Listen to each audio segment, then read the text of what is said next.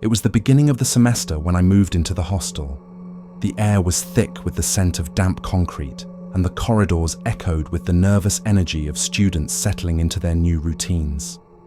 I had never lived away from home before, and as I dragged my suitcase down the narrow hallway, I felt both excitement and unease twisting inside me. The hostel was old, built decades ago, with yellowing walls, flickering tube lights, and creaky wooden doors that looked like they'd been untouched since the building first opened. It wasn't welcoming, but it had a strange character to it, the kind that grows on you over time. I had been assigned a shared room, room 310, on the 3rd floor.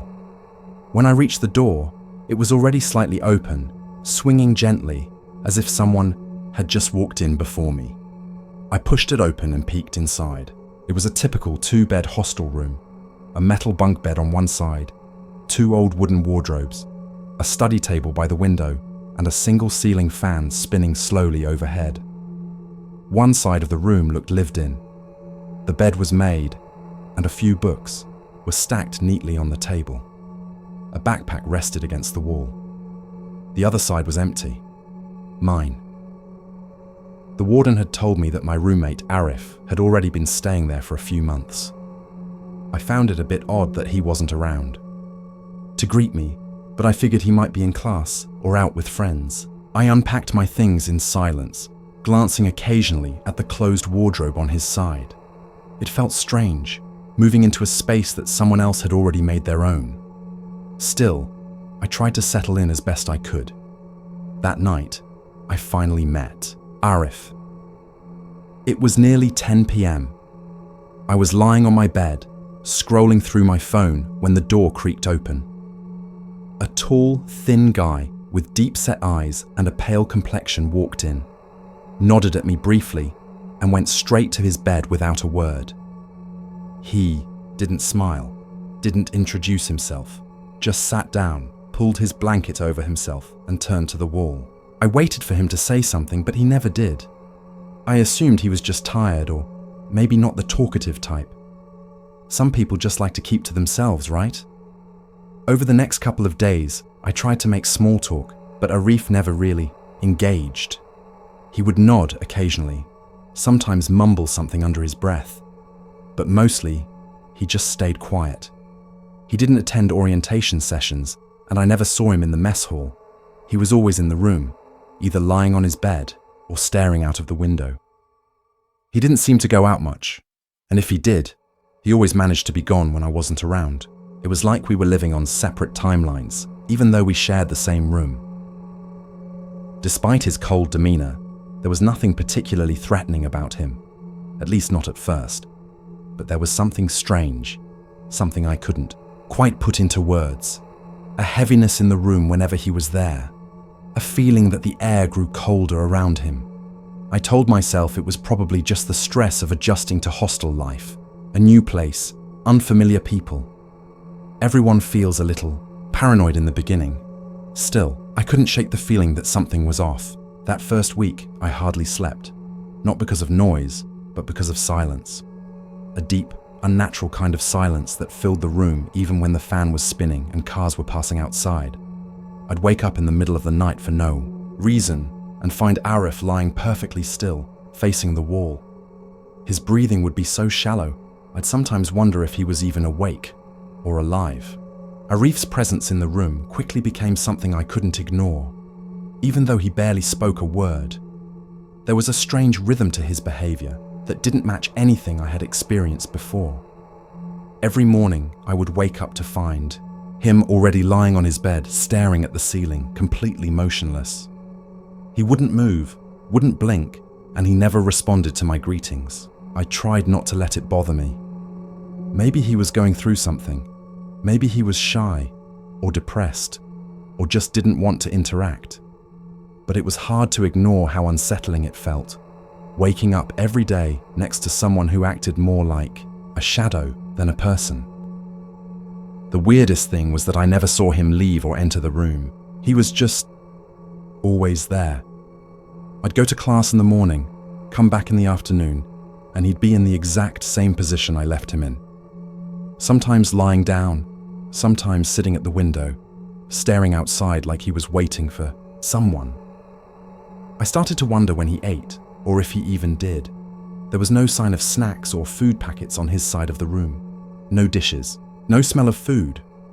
Nothing. Just a few books on the shelf and a neatly folded blanket that he rarely used. His silence wasn't normal. It wasn't the silence of someone shy. It was heavy, deliberate. Even when I tried to start conversations, he'd answer in monosyllables, his voice low and dry like it came from far away. There was no emotion, no energy, no curiosity about who I was. I could have been anyone, a stranger or a friend. It wouldn't have mattered to him. His eyes never met mine for long.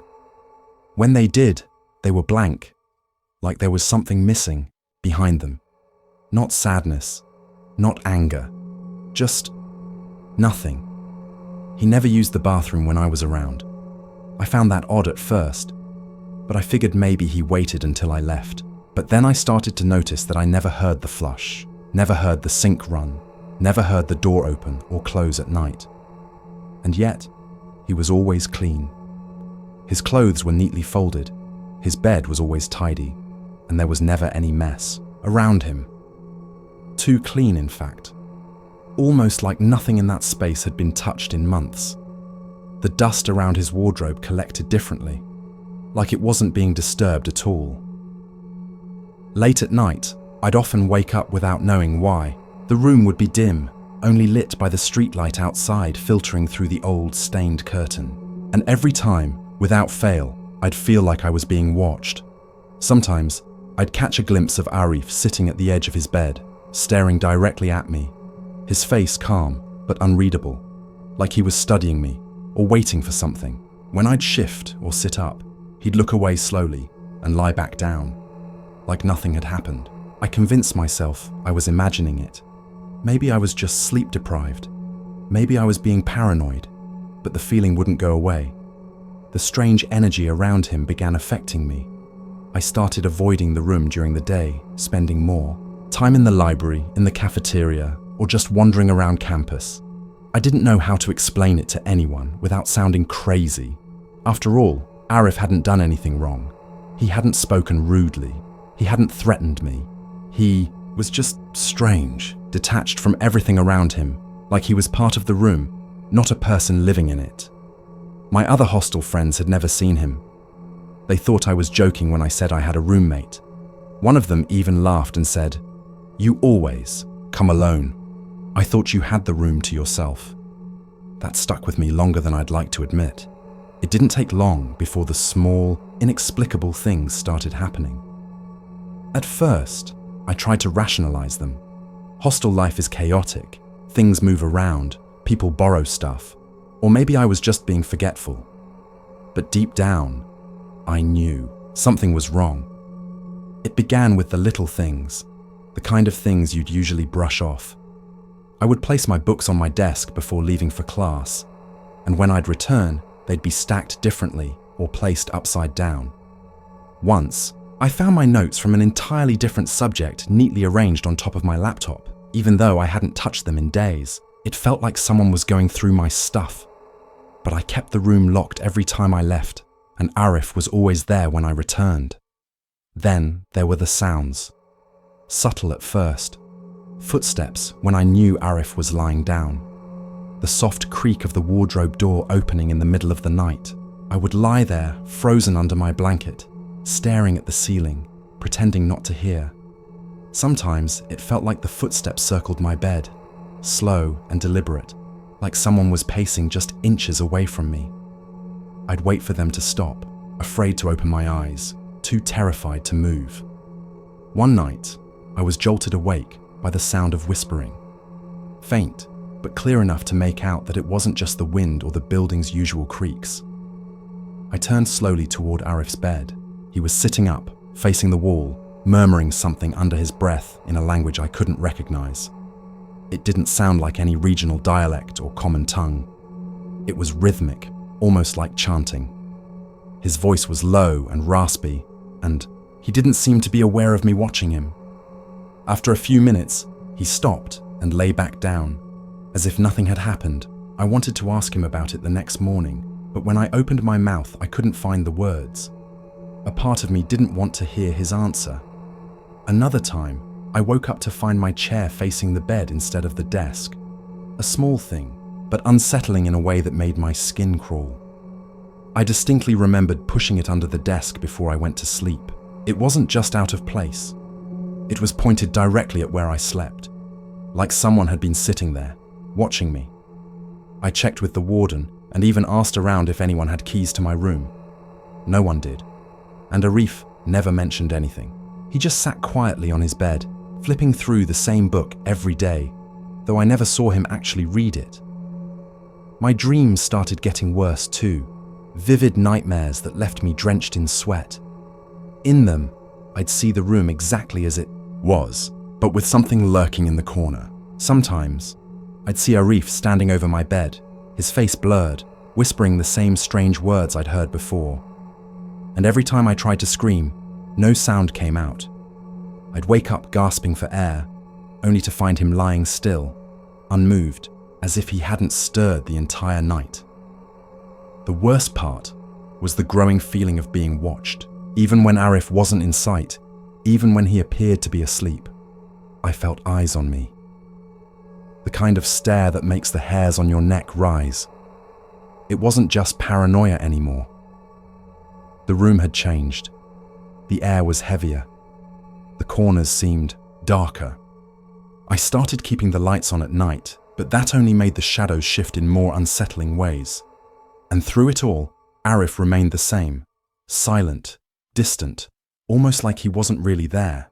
It had been several months of enduring the strange atmosphere in the room, and I was slowly reaching my limit. The sleepless nights, the shifting objects, the quiet whispering.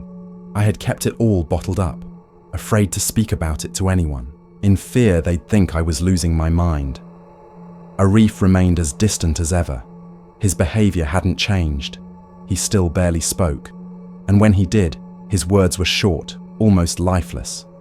I had tried to ignore it for as long as I could, telling myself I was just imagining things, that I was stressed or tired or overwhelmed by hostel life. But deep down, I knew something was building up, something that couldn't be ignored much longer. The breaking point came one cold night in December.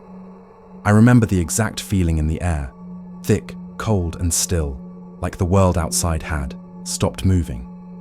I came back late from the library after cramming for an exam. The hostel corridors were unusually empty. Even the usual sounds, the buzz of students talking, the clatter of steel utensils in the mess, were missing. I reached my room and unlocked the door. It was dark inside, except for the pale light of the street lamp seeping in through the curtain. I stepped in quietly, expecting Arif to be asleep, but he wasn't in his bed. For a moment, I thought maybe he had finally stepped out. Maybe he was gone. Maybe I would finally get some peace. But as I moved toward my side of the room, I saw him. He was sitting on my bed. Not his. Mine. His back was turned, and he was hunched slightly forward, like he was looking down at something. In his hands, I froze. I didn't say anything right away. I stood there silently, trying to make sense of what I was seeing. Slowly, I cleared my throat and said his name. Arif? He didn't respond. I asked again, louder this time. Still nothing. I flicked the light switch on. The room flooded with yellow light, and I could finally see his face. He turned slowly toward me. And for a brief moment, I felt like I couldn't breathe. His expression was blank, emotionless, but his eyes were different. They looked darker, deeper, almost hollow. He looked at me without blinking, as if he didn't recognize me at all, like I was a complete stranger. "What are you doing on my bed?"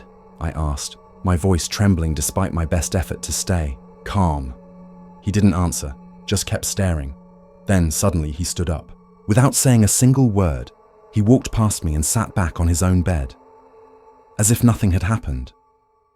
As if it was perfectly normal to sit on someone's bed in complete silence for no reason. My heart was pounding in my chest, and every instinct, in my body screamed that something was terribly wrong. I didn't sleep that night. I kept the lights on and sat with my back to the wall, watching him.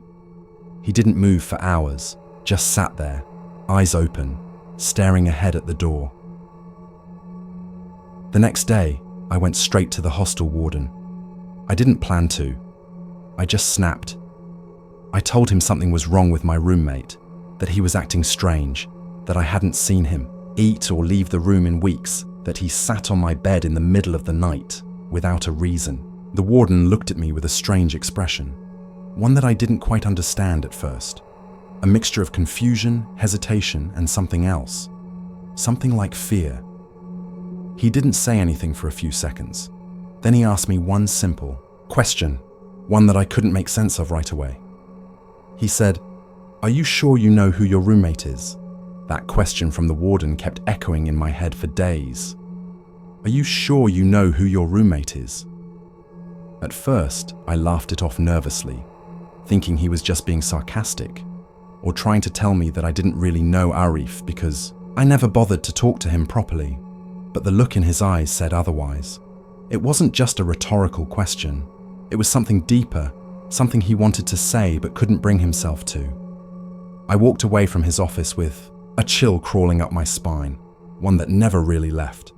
I started digging. I went to the admin office under the excuse of verifying hostel allocations. I told the clerk I had forgotten Arif's full name and needed it to update a university record. The clerk opened the old ledger and scanned through the list of residents. I saw room 310 next to my name, but the space under roommate was blank. I pointed at it and asked, "What about my roommate?" The clerk looked confused. He double-checked the record and said, "You were assigned to room 310 alone." I asked if he was sure. He flipped back through the records from the previous semester and shook his head. "No one named Arif has stayed in that room this year." I left the office with my legs barely able to carry me. My brain was racing. Was this some kind of mistake? Maybe they didn't update the records. But the clarity in that clerk's voice, the confidence in his answer, made it feel all too real. That night, I returned to the room slowly, hesitantly. The hallway lights flickered more than usual, and the air was strangely still. I opened the door with trembling hands. Arif was sitting on his bed as usual, still, quiet, staring at the same corner of the room. I looked at him differently now. My mind kept replaying every moment I had spent with him. The first night he arrived silently, the nights I'd heard chanting, the times I'd woken up to find him staring at me. None of it made sense, and yet all of it suddenly did. I tried to convince myself it was a clerical error, but deep inside, something had shifted. I didn't see him as a quiet or depressed roommate anymore. I saw him as something else, something not quite human. I stopped talking to him altogether. I kept the lights on all the time. I started sleeping with my bag packed beside me, ready to run. I would hear things every night, breathing that didn't match mine, the sound of nails tapping gently on wood, whispers that seemed to seep from the walls. Sometimes I'd pretend to be asleep, just to see what he would do. I noticed he never slept, at least not in the way people normally do. His eyes would close, but only for a short time, and sometimes I'd catch him watching me, not blinking, as if he wasn't just looking at me, but through me. I even asked the neighbors across the hall one evening if they had ever seen my roommate. They laughed and said, "You don't have one. You always leave and enter alone. We thought you had a single room." I wanted to argue, but I couldn't. Not when everything they were saying matched the records, matched the warden's hesitation, matched the growing dread I felt inside me. The scariest part wasn't that no one else had seen him. It was the idea that I had been living with someone, or something, that wasn't supposed to exist. Every moment I had doubted my sanity now felt like a warning I had ignored. And every breath I took in that room felt heavier, like I wasn't just living with a ghost, but being watched by one, studied by one, as if I were the visitor in his space and not the other way around. I couldn't take it anymore. The fear had seeped into every corner of my mind, distorting my sense of what was real and what wasn't. I stopped attending classes, stopped talking to people, barely ate.